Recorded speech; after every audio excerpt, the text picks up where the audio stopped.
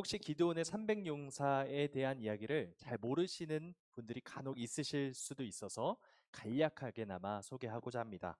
기드온이 살던 당시 이스라엘은 미디안이라는 족속의 속국이 되어 있었어요. 그래서 오랜 시간 압제를 당하고 있었죠. 추수를 하는 때만 되면은 이 미디안 군대가 몰려옵니다. 그리고 모든 곡식들을 다 수탈해 갔죠. 그러니까 이스라엘 백성들의 삶은 파탄에 이르는 지경에 이르렀습니다. 결국 이스라엘 백성은 하나님께 부르짖기 시작했고 하나님은 기드온을 사사로 택하여 부르시죠.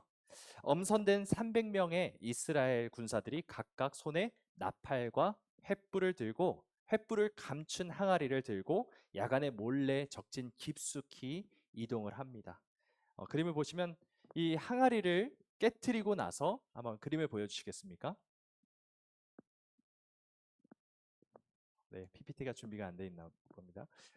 항아리를 깨트리고 한 손에는 나팔을 불고 한 손에는 횃불을 든 채 크게 소리를 칩니다. 여호와와 기드온의 칼이다 이렇게 외치죠.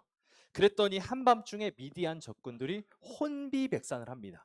그러면서 적진 깊숙이 적들이 다 침투해 있는 줄 알고 서로 죽고 죽이기 시작합니다. 그렇게 적군이 패주하자 이스라엘 군사들이 일제히 추격해서 미디안의 두 지휘관인 오렙과 스앱을 잡아 죽였을 뿐만 아니라 미디안의 두 왕이었던 세바와 살문나까지 잡아 죽이는 대승을 거두게 된 것이죠. 이스라엘 군대 300명이 미디안 군대 12만 명을 상대로 승리를 거두었을 뿐만 아니라 그들의 지휘관과 왕들을 모두 다 죽였습니다. 이것은 마치 일제 강점기 시대에 독립군 300명이 12만 명의 일본 군대를 상대로 대승을 거둘 뿐만 아니라 일본 본토로 쳐들어가서 천황까지 죽였다. 이 정도의 이야기인 거죠. 마치 전설과도 같은 이야기입니다. 이 이야기가 너무 강렬하다 보니까 우리의 뇌리에 기드온이라는 사람은 이스라엘의 구국 영웅일 뿐만 아니라 위대한 믿음의 사람이라고 생각하시는 분들이 많이 있는 것 같아요. 하지만 충격적이게도 이 기드온이라는 사람은 결코 하나님이 기뻐하시는 사사가 아니었습니다. 무슨 이유 때문이었을까요? 성경을 통해 우리 함께 알아보길 원합니다. 먼저 첫 번째는 사람의 눈이 먼 기드온입니다. 기드온은 사사였죠. 여기서 사사란 이스라엘에만 있는 아주 독특한 형태의 지도자였습니다. 또한 사사는 항상 존재하던 그런 것이 아니었어요. 이스라엘이 하나님 앞에서 죄를 지으면 하나님은 다른 민족들을 통해서 이스라엘에 고난을 주십니다. 다른 민족들의 압제를 통해서 고난을 주시죠. 그렇게 다른 민족의 압제가 계속되다 보니까 고통에 시달리던 이스라엘 백성들이 비로소 하나님을 찾기 시작합니다. 그럼 하나님은 이스라엘 백성 중에 한 사람을 지목해서 사사로 부르십니다. 사사가 되는 기준이 뭘까요? 기준이 뭘까요? 따로 없습니다. 그냥 하나님이 곧 기준이죠. 하나님이 택하여 세우신 사람, 바로 그 사람이 사사가 되는 것이었습니다. 하나님께서 택하신 그 사람은 사사가 돼서 전쟁을 이끌거나 아니면 이스라엘을 다스리는 그런 직무를 수행합니다. 기드온 역시도 하나님께 택함을 받아서 사사로 임명된 사람이었어요. 이 사사기 6장 14절은 이렇게 말씀합니다.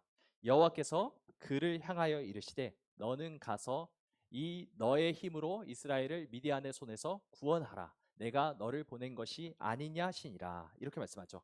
이처럼 하나님께서 기드온을 세우셨으니 이스라엘 백성들이 기드온을 따라야 하는 것은 마땅한 일입니다. 기드온이 미디안의 군사들을 크게 무찌른 후에 도망가던 자들을 추격하고 있었습니다. 지도를 보시면 요단강을 건너서 숫곳이라는 지역이 보이시나요? 숫곳이라는 곳에 이르렀을 때 기드온과 이 300명의 용사들은 많이 지쳤을 뿐만 아니라 허기가 져 있는 상태였습니다. 그래서 기드온은 숫곳 주민들에게 식량을 보급해 달라고 요청을 합니다. 이 지금 참고로 숫곳이라는 곳은 이 12지파 중에서도 갓지파 소속에 있는 그 지역이었어요. 기드온은 이렇게 말합니다. 숫곳 주민 여러분, 지금 미디안을 상대로 크게 이기고 남은 미디안의 왕들과 잔병들을 추격하고 있습니다. 여러분이 식량을 지원해 주시면 우리가 아주 큰 도움을 얻을 수 있을 것 같습니다.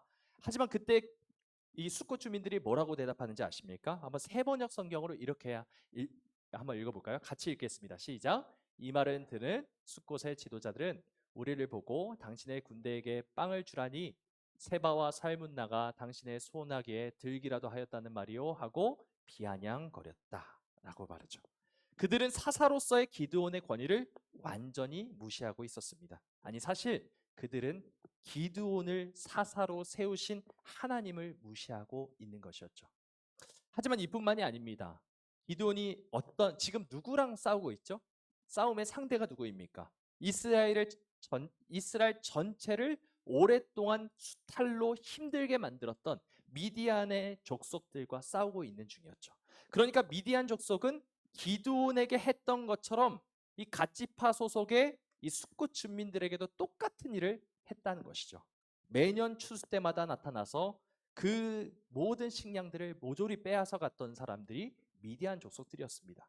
그렇다면 미디안 족속은 기드온에게나 숫곳 주민에게나 공공의 적이 분명합니다. 그런데 이 사람들은 자신들의 원수를 갚을 절호의 기회를 제 발로 걷어차고 있는 것이죠. 이것은 숫곳 사람들만의 일은 아니었습니다. 이후에 기드온이 간 곳이 브누엘이라는 곳입니다. 이곳 역시 갓 지파의 한 도시였죠. 거기서도 동일하게 기드온은 식량을 요청합니다. 그랬을 때 사사기 8장 8절에 이렇게 말씀하죠. 거기서 브누엘로 올라가서 그들에게도 그같이 구한즉 브누엘 사람들의 대답도 숫곳 사람들의 대답과 뭐한지라 같은지라 이렇게 말하죠. 이 분을 지역 사람들 역시도 숫곳 사람들과 똑같은 대답만 늘어놓을 뿐입니다. 도대체 왜 숫곳 사람들과 분을 사람들은 이 기드온에게 협조하지 않았던 걸까요? 자신들의 원수를 갚을 수 있는 절호의 기회인데 왜 이것을 하지 않았을까요? 이 모든 것은 정치와 아주 밀접한 관계가 있습니다. 만약 기드온이 미디안 족속을 다 물리치고 국민 영웅으로 등극한다고 생각해 보세요. 그러면 많은 사람들이 그를 칭송할 것입니다. 그렇죠. 그리고 그로 인해서 그의 가문과 그의 지파의 영향력이 아주 막강해질 겁니다. 그렇게 되면 상대적으로 자신들의 힘은 크게 약화될 것이 불보듯 뻔한 일이었죠. 그래서 기드온으로 하여금 더 이상 공을 세우지 못하도록 하는 것이 자신들에게 더 이익이라고 판단해서 기드온의 보급 지원 요청을 단칼에 거절하고 있는 것이죠. 이 모든 것이 무슨 싸움이에요? 정치 싸움입니다.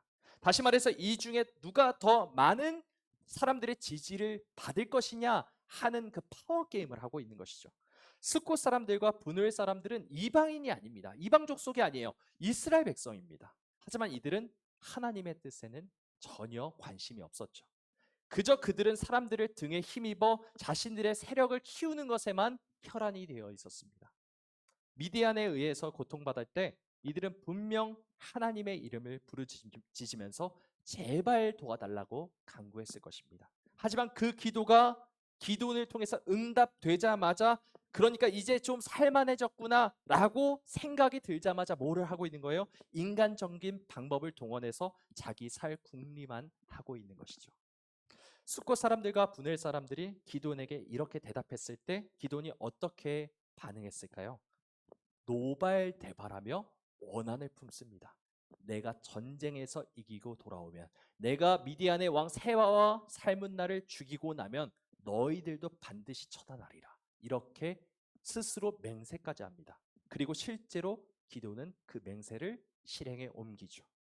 미디안의 두 왕인 세바와 살문나를 죽이고 돌아올 때 기드온은 숫곳과 분우엘에 들립니다. 그리고 그 지역의 장로들을 포함해서 많은 사람들을 쳐 죽입니다.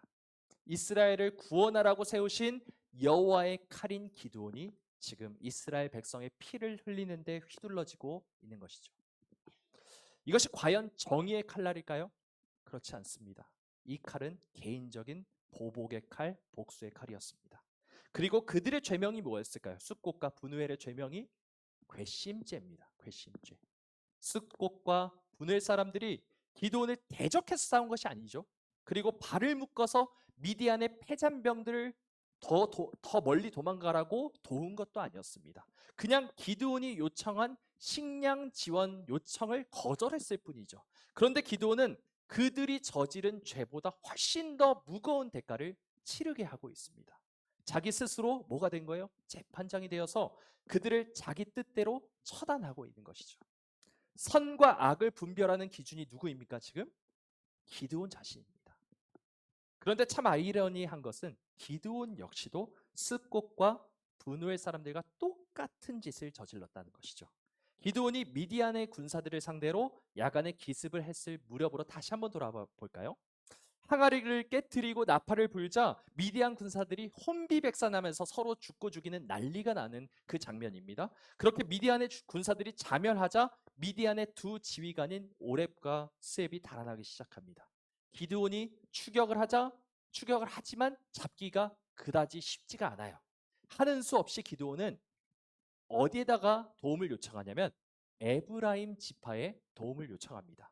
그는 에브라임 지파에 두 가지를 부탁을 해요. 첫 번째, 패주하는 미디안 군대를 섬멸하는 것을 도와주시오. 두 번째, 요단강을 미리 지켜서 요단강 길목을 문턱을 지켜서 지휘관들을 사로잡는 것을 도와주시오. 이 두 가지를 부탁을 합니다. 에브라임 지파 사람들은 그 지원에 즉각 응했습니다. 그리고 결국 요단강을 건너려고 했던 오렙과 스앱이라는 미디안의 지휘관 두 명을 잡아서 처형하고 그들의 머리를 기드온에 가져옵니다. 큰 승리를 거두고 두 지휘관들을 죽이는 혁혁한 공로를 세운 이 에브라임 지파 사람들이었지만 뭔지 모르게 이 사람들은 화가 나 있었어요. 그리고 기드온을 찾아서 이렇게 말합니다. 사사기 8장 1절 말씀 읽어보겠습니다. 사사기 8장 1절 말씀입니다. 시작. 에브라임 사람들이 기드온에게 이르되 내가 미디안과 싸우러 갈 때 우리를 부르지 아니하였으니 우리를 이같이 대접함은 어찌 됨이냐 하고 그와 크게 다투는지라. 아멘. 그렇습니다. 기드온은 지금 에브라임 지파를 쏙 빼놓고 전쟁을 치르고 있었죠. 기드온이 불렀던 지파들이 어떤 지파들인지 아세요? 6장 35절을 보면 이렇게 나와 있습니다. 기드온이 또 사자들을 온 므낫세, 이 므낫세는 기드온이 속한 지파들이었습니다. 므낫세를 보냈고요. 그리고 또 누구에게 사자들을 보내나요? 아셀 지파, 스불론 지파, 납달리 지파, 이 다섯 지파들을 소집을 한 거예요. 지도를 보시면 북쪽의 거의 대부분의 지파들을 부른 것이죠. 하지만 중간에 위치한 에브라임 지파는 쏙 빼놨습니다. 왜 그랬을까요? 여러분, 에브라임 지파가 어떤 지파입니까? 이스라엘에서 그 당시 가장 영향력이 있는 지파가 바로 에브라임 지파였습니다.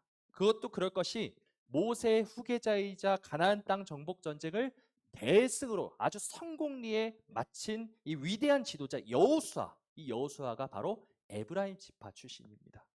다시 말해서 이스라엘에서 가장 유력한 지파, 정치적 입지가 가장 단단한 지파, 즉 많은 사람들의 지지를 받는 지파가 바로 에브라임 지파였던 것이죠. 미디안의 두 지휘관인 오렙과 스앱을 잡을 때 보여준 그 실력으로 볼 때 정치력뿐만 아니라 군사력 역시도 아주 출중한 것이 바로 에브라임 지파였다는 것이죠. 그런데 기드온은 이 결정적인 생사의 기로에 있는 결정적인 전쟁에서 누구를 빼놨다고요? 에브라임 지파를 빼놨습니다. 뭔가 계산이 있다는 것이죠. 결국 기드온 역시 에브라임이 이 이상 영향력을 키워서는 안 된다는 계산이 깔려 있다는 것입니다. 뒤늦게 지원 요청을 받은 에브라임 지파는 이 자신들이 전쟁 소집에서 애초에 제외되었다는 것에 큰 불만을 표시한 거예요. 그리고 기드온은 에브라임 사람들에게 이렇게 말합니다. 3절 말씀입니다. 하나님이 미디안의 방백 오렙과 스앱을 너희 손에 넘겨주셨으니 내가 한 일이 어찌 능히 너희가 한 것에 비교되겠느냐 아니라. 기드온이 이 말을 하매 그때 그들의 노여움이 풀리니라. 아멘. 기드온은 힘이 막강한 에브라임 사람들과는 싸움을 피할 뿐만 아니라 오히려 달콤한 말로 그들을 어르고 달랩니다. 아주 능수능란한 외교수를 하고 있는 것이죠. 강한 사람에게는 어떻게 하고 있습니까? 약하게. 약한 사람에게는 어떻게 했어요? 강하게. 그렇게 강약, 약강을 하고 있는 사람이 바로 기드온이라는 사람이었다는 것입니다. 기드온은 이스라엘의 위대한 구원자처럼 보였어요. 하지만 그것은 겉모습에만 불과했다는 것입니다. 기드온 역시 숫곳이나 분노의 사람들처럼 정치적인 힘, 즉 사람들의 인정과 지지를 얻기 위해서 파워게임을 하는 것은 마찬가지였습니다. 하나님의 부르심을 받고 지도자가 되었지만 사람들의 눈치만 보면서 정치적 계산기를 두드리는 것이 바로 기드온의 모습이었다는 것이죠. 그런데 과연 이것이 기드온만의 이야기입니까? 이것은 한국교회 목사님들 전체의 이야기이기도 한 것입니다. 목사가 어떤 존재입니까, 여러분? 목사, 하나님의 부르심을 받고 교회의 지도자가 된 것이 바로 목사입니다. 사사나 목사나 모두 하나님의 부르심을 통해 지도자가 된 것은 동일해요. 하지만 한국교회의 많은 목사들이, 목회자들이 이 세상의 힘을 더 많이 갖기 위해서 수단 방법을 가리지 않습니다. 하나님의 방법이 아니라 인간적인 방법을 동원합니다. 목사는 자고로 메신저가 되어야 합니다. 메신저가 뭐죠? 메시지를 전하는 사람입니다. 한번 그림을 보여주시면 이렇습니다. 위에는 마사지가 있고 메시지가 있죠. 그런데 오늘날 많은 사람들이 메신저가 아니라 마사저가 되어 있습니다. 메시지를 전하는 사람이 아니라 마사지를 하는 마사지사가 되어 있다는 것입니다. 메시지가 무엇일까요? 하나님의 말씀입니다. 마사지는 무엇일까요? 사람들을 기분 좋게 해주는 것입니다. 하나님의 말씀을 그 말씀 그대로 전하는 것은 때로는 인기가 없어요. 사람들에게 지지를 받지 못할 때도 있습니다. 하나님은 우리에게 듣기 좋은 말만 늘어놓는 것을 바라는 것이 아니라 성경 말씀을 통해 교훈과 책망과 바르게 함과 의로 교육을 하시는 분이 하나님이세요. 그렇다면 잘못한 것이 우리에게 있으면 그것을 고치길 바라시는 것이 하나님의 뜻입니다. 죄를 지었으면 그 죄를 자복하고 회개하고 하나님께 돌아오기를 원하시는 것이죠. 교만한 마음이 내 안에 숨어 있으면 그 교만한 마음을 꺾으셔서 그리고 넙죽 엎드리게 하시는 것이 하나님의 뜻이라는 것입니다. 그 과정은 달갑지 않을 수도 있어요. 호통을 치고 혼내고 그 말을 듣고 있는 것이 결코 좋은 일은 아닙니다. 기분 좋지 않습니다. 오히려 아주 고통스러울 수도 있어요. 하지만 목사란 하나님의 말씀을 그 말씀 그대로 전하는 것을 사명으로 받은 존재죠. 그러니까 목사는 성도들에게 은혜를 끼치는 말씀을 할 수도 있지만 때로는 정신이 번쩍 나게 하는 따끔한 말씀도 담대하게 거침없이 선포해야 한다는 것입니다. 하지만 많은 한국교회 목사님들이 메시지가 아닌 하나님의 말씀이 아닌 마사지, 즉 하나님 사람들이 듣고자 하는 것을 말하고 있죠. 성도들이 어떤 말을 듣기 원하는지는 중요하지 않습니다. 여러분을 무시하는 것이 아닙니다. 무엇이 중요하냐 하는 것입니다. 하나님께서 무슨 말씀을 이 교회에게 선포하기를 원하시느냐가 중요한 것이죠. 설령 그 말씀을 듣는 것은 교회 그 누구도 그 말씀을 듣는 것을 원하지 않는다 할지라도 하나님이 전하라 하시면 이 악물고 눈물을 참고 전하는 것이 목사의 사명이라는 것입니다. 이런 엄중한 기준은 지금 이 자리에 서 있는 저에게도 아주 날카롭게 적용되고 있고요. 이 세상의 모든 목회자들에게 동일하게 적용되고 있는 것입니다. 여러분, 교회가 병들어가고 있어요. 많은 한국교회가 병들어가고 있습니다. 세상의 질타와 무시와 책망을 받고 있습니다. 먼저 리더가 정신을 차려야 합니다. 타협해서는 안 됩니다. 한국교회가 쇄신되길 원합니다. 회개의 물결이 일어나길 원합니다. 먼저 목회자들이 변화되길 원합니다. 여러분, 기도해 주시길 부탁드립니다.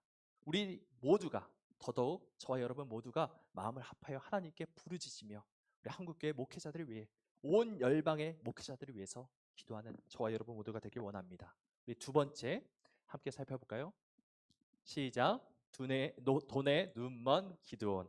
기드온은 미디안과의 전쟁에서 승리를 하고 미디안의 두 왕인 세바와 살문나를 처형합니다. 이 승리는 누가 주신 것이죠? 하나님께서 주신 것입니다. 기드온이 잘나서 승리한 것이 아닙니다. 기드온이 한 것은 아무것도 없습니다. 과거에 기드온이 어떤 사람이었나요? 미디안의 압제 가운데 있을 때 포도주 틀에 숨어서 타작을 하고 있었던 사람이 바로 기드온입니다. 그랬던 그를 하나님께서 사사로 불러 세우시고 이스라엘의 큰 구원을 허락해 주신 것이죠. 하나님이 하신 것입니다. 모든 것이 하나님의 은혜, 하나님의 인도하심 없이는 된 것이 없어요. 하지만 기드온은 그렇게 생각하지 않은 것 같습니다. 우리 사사기 8장 24절부터 26절의 말씀을 같이 한번 읽어보겠습니다. 시작. 기드온이 또 그들에게 이르되 내가 너희에게 요청할 일이 있으니 너희는 각기 탈취한 귀고리를 내게 줄지니라 하였으니 이는 그들이 이스마엘 사람들이므로 금 귀고리가 있었음이라. 25절. 무리가 대답하되 우리가 즐거이 드리리이다 하고 겉옷을 펴고 각기 탈취한 귀고리를 그 가운데에 던지니 기드온이 요청한 금 귀고리의 무게가 금 1700세겔이요 그 외에 또 초승달 장식들과 폐물과 미디안 왕들이 입었던 자색 의복과 또 그 외에 그들의 낙타 목에 둘렀던 사슬이 있었더라. 아멘. 기도는 이스라엘 백성들에게 미디안 군사들의 금 귀고리를 달라고 요청을 합니다. 귀에 금고리를 차고 다니는 것이 이 미디안 사람들의 그 당시 문화였던 것으로 보이죠. 그렇게 모은 금 귀고리의 무게가 몇 세겔이라고 지금 말하고 있나요? 1700세겔이라고 말합니다. 이것을 우리가 익숙한 무게로 환산하니까 20kg 정도가 됩니다.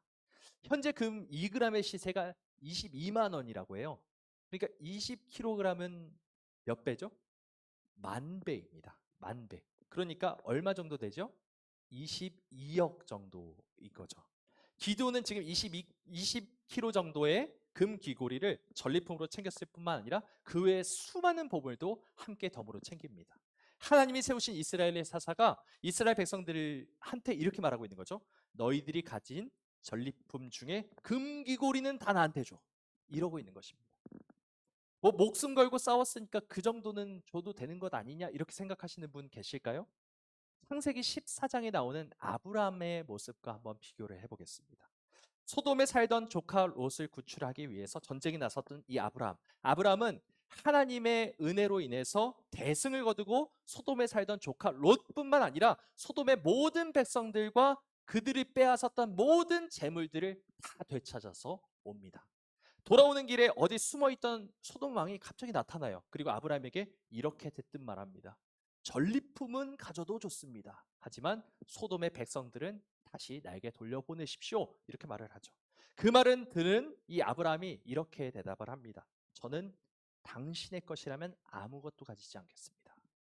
저는 실 오라기 하나도 그리고 신발끈 하나도 당신의 것이라면 가지지 않겠습니다. 내가 아브라함을 부자가 되게 만들었다라는 그 말을 당신의 입에서 나오지 못하게 만들겠습니다. 이렇게 말을 하죠. 그렇게 아브라함은 어마어마한 양의 돈을 챙길 수 있는 기회를 완전히 포기하죠. 그뿐만이 아닙니다.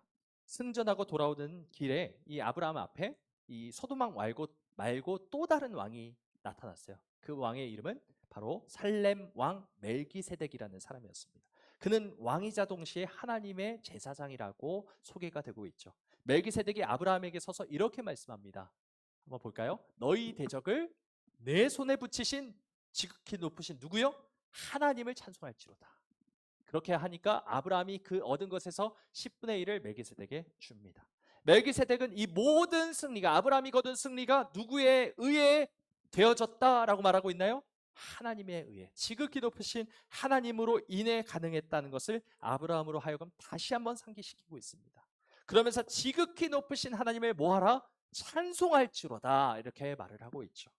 그때 아브라함은 소돔왕의 재산을 제외하고 자신이 얻은 전리품 중 10분의 1을 멜기세덱에게 하나님께 바칩니다. 아브라함은 자신의 승리가 자신의 것이 아님을 분명히 알고 있었어요. 그리고 그것을 인정했죠.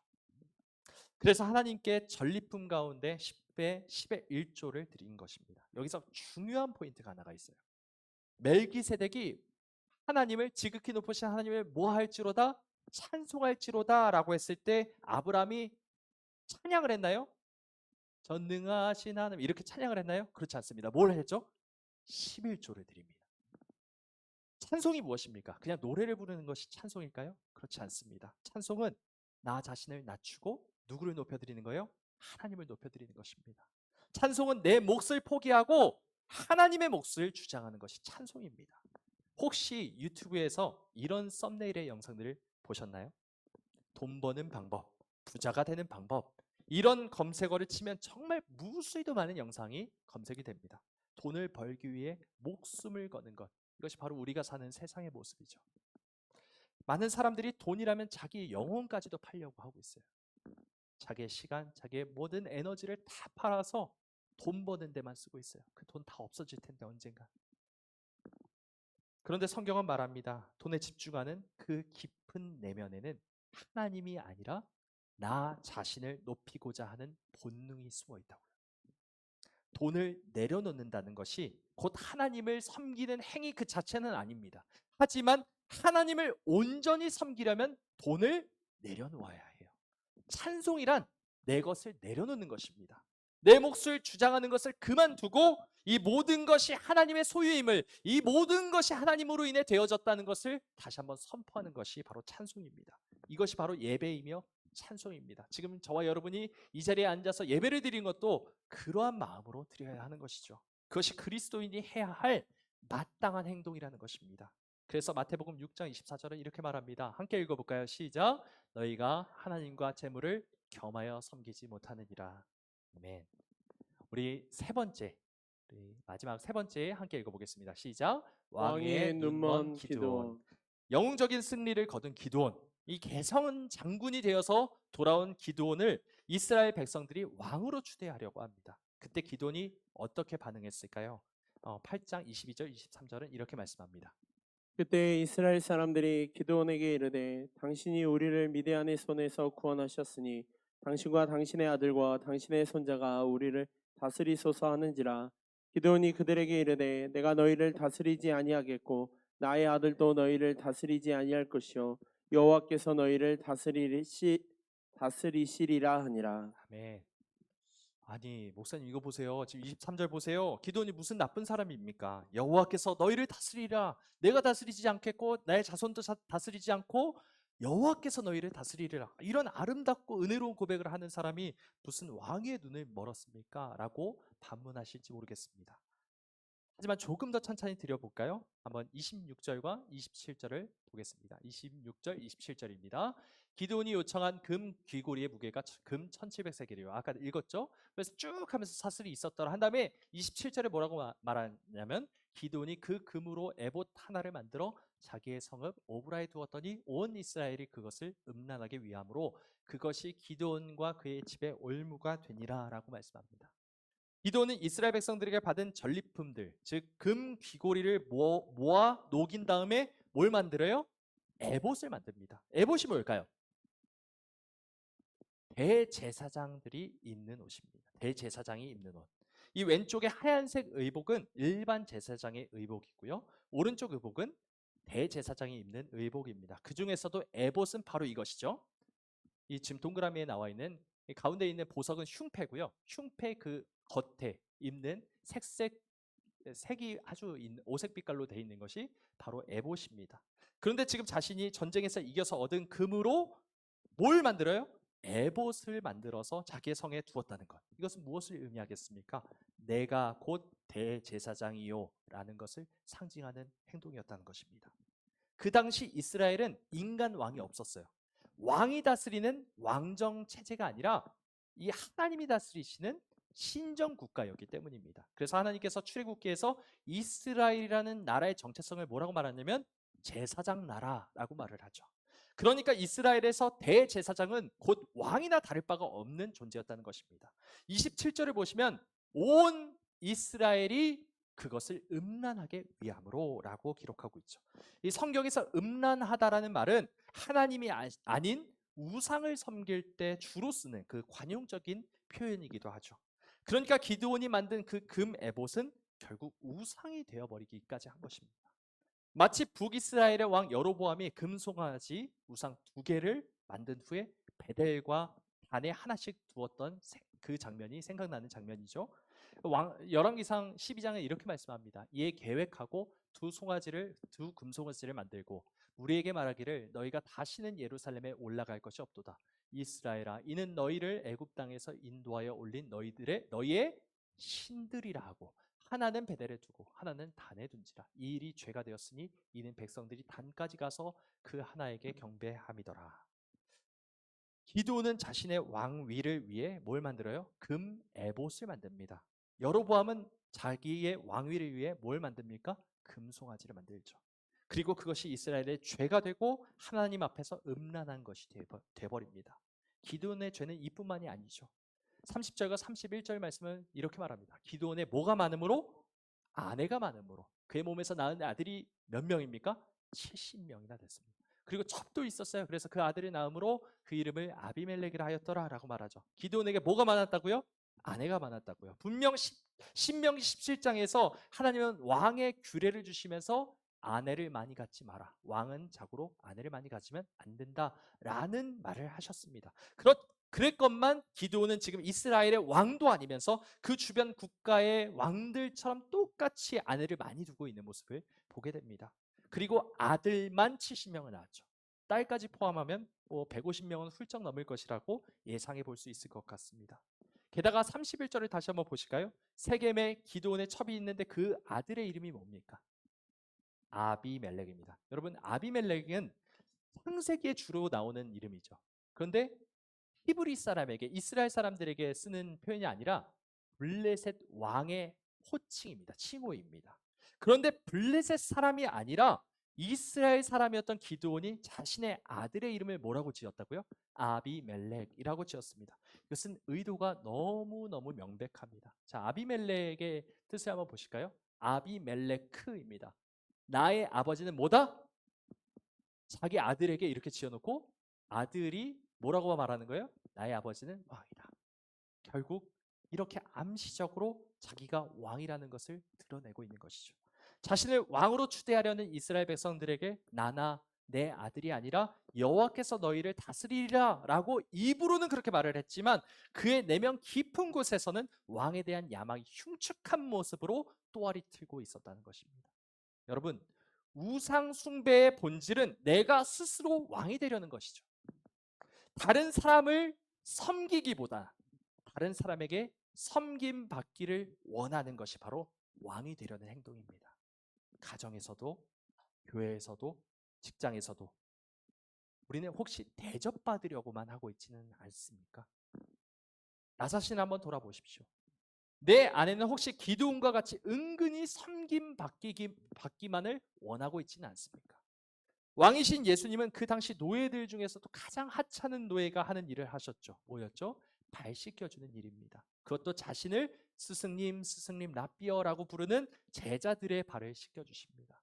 그리스도인이라고 말하는 나는 왜 예수님처럼 살지 못할까요? 왜 자꾸 기드온처럼 대접받으려 하는 걸까요? 왜 나는 자꾸 섬김받기만을 원할까요? 왜 나는 자꾸 책임은 제쳐두고 권리만 주장하는 걸까요? 우리 모두 하나님의 말씀을 통해 확정되는 은혜가 있으시길 원합니다. 이렇게 기드온이 사람과 돈과 왕의 눈이 멀었을 때 어떤 일이 일어날까요? 첫째는 이렇습니다. 수치와 부끄러움을 당했습니다. 35절 한번 보겠습니다. 시작. 또 또 여룻바리라 열바리라 하는 하는 기드온이 기드온이 이스라엘에 이스라엘에 베푼 베푼 모든 은혜를 따라 그의 집을 후대하지도 아니하였고. 아니하였더라. 아멘.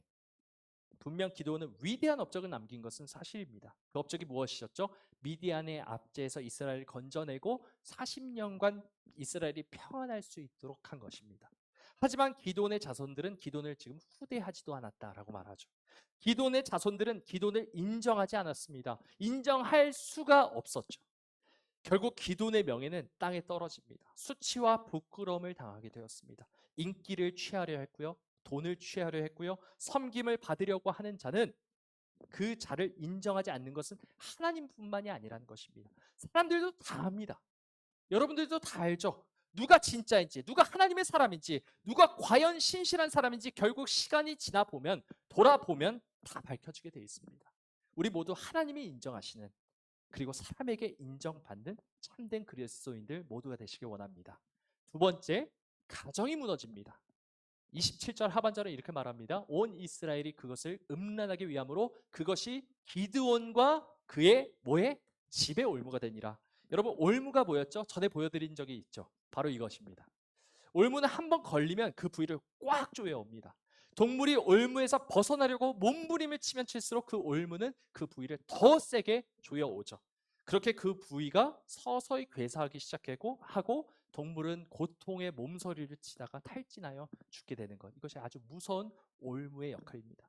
이 세상의 것에 눈먼 사람의 가정은 반드시 무너지게 되어 있습니다. 서서히 목이 조여오듯 그 가정은 죽게 되어 있습니다. 그 죄악이, 그 우상 숭배가 나뿐만 아니라 나의 배우자, 나의 자녀, 나의 손자들까지도 올무처럼 옥죄어서 결국 다 같이 망할 수밖에 없게 만드는 것이죠. 우리 마지막으로 세 번째, 그 기드온의 죄 때문에 무엇이 무너집니까? 나라가 무너집니다. 33절을 읽어보겠습니다. 같이 읽어볼까요? 시작. 기드온이 이미 죽음에 이스라엘 자손이 돌아서서 바알들을 따라가 음행하였으며 또 바알브릿을 자기들의 신으로 삼고. 아멘. 기드온이 죽자 이스라엘 백성들이 다 하나님으로부터 돌아섭니다. 등을 돌립니다. 타락한 지도자, 하나님을 경외하지 않는 지도자, 하나님을 사랑하지 않는 지도자 밑에는 그와 똑같은 백성들이 있을 뿐입니다. 내가 영적으로 눈이 멀면 나만 손해를 보는 것이 아니라 내 가정이 피해를 보고요, 내 나라가 망하는 길로 가게 된다는 것입니다. 혹시 지금 우리 가운데 수치와 부끄러움을 당하고 계시는 분은 없으십니까? 알리고 싶지 않은 그 은밀한 비밀들이 사람들에게 다 까발려져서 많은 사람들에게 창피를 당하고 계시는 분은 혹시 없으십니까? 혹시 지금 가정이 무너져 있지는 않습니까? 그것이 만약 나의 죄 때문이라고 생각이 드신다면 지금 바로 하나님께 회개하고 돌아오시기를 간곡히 부탁드립니다. 지금이라면 늦지 않습니다. 지금이라면 괜찮습니다. 하나님께서 지금 이 순간 이 자리를 통하여 하나님께서 말씀하고 계시기 때문이죠. 우리 모두가 마음의 눈이 밝혀지기를, 죄에서 자유해지기를, 우상 숭배에서 자유해지기를 간절히 소망합니다. 오늘 말씀을 통해서 하나님은 내가 영적으로 어떤 상태인지를 점검하는 세 가지 기준을 주시죠.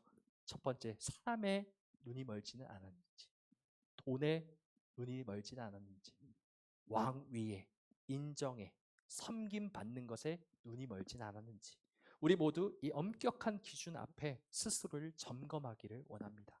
혹시 이 중에 내가 하나라도 걸려 있다면, 눈이 멀어 있다면 다시 한번 하나님께서 나에게 긍휼을 베풀어 주시기를 간구하길 원합니다.